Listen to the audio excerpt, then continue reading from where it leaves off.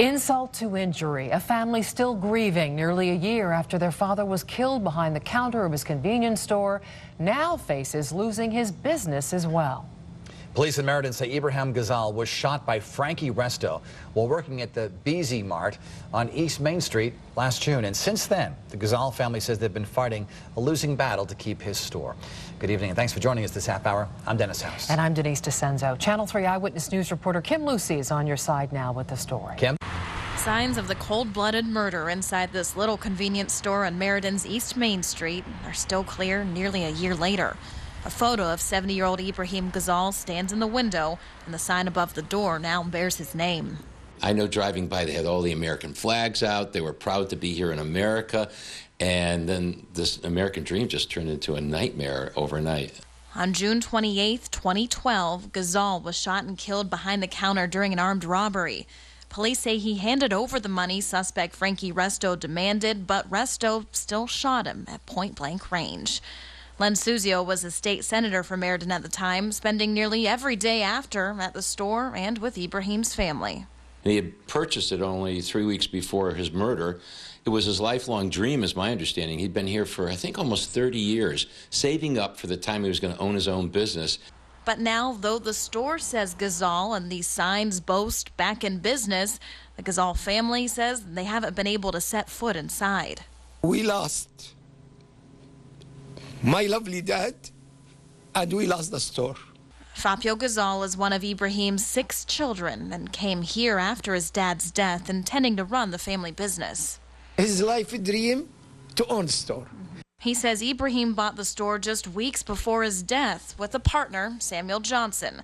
They bought the business from a third man, Anwar Alfrede, who still owns the real estate. The problem, Ghazal's family says he paid the money but never signed any paperwork that would have offered proof of that purchase and partnership. When I went to the store myself, the man inside identified himself as Samuel Johnson but didn't want to talk to us about Ibrahim. We noticed his picture's still outside. No comments, ma'am. Or about the Ghazal family's claim he's keeping them out. If you can leave it. Finally, asking me to leave. That original owner, Anwar Alfrede, who still owns the real estate, spoke with Eyewitness News soon after Ibrahim's death. He was my friend. Sometimes he was my big brother. Sometimes he gave me the advice just like my father. I hoped he could shed some light on the situation.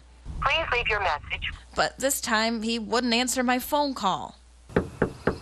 Or his front door. It appears a camera set up at his house was watching me, though. Ibrahim's estate is filed at Meriden Probate Court, and there I found documents claiming Ibrahim paid more than $90,000 on May 25th for his part of the convenience store and gas station.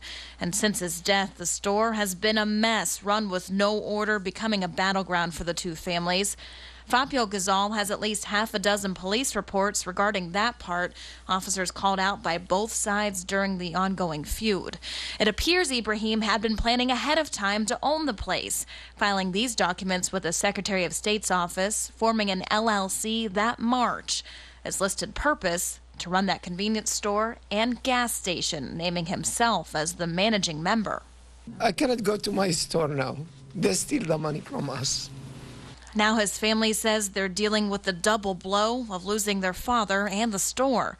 Fabio found a job working at a convenience store in Cromwell, parking his car covered with memories of his dad proudly out front. I was owner, and I'm now employee. More than anything, he wants to be able to go into the Meriden store, to the last place his dad stood before he died.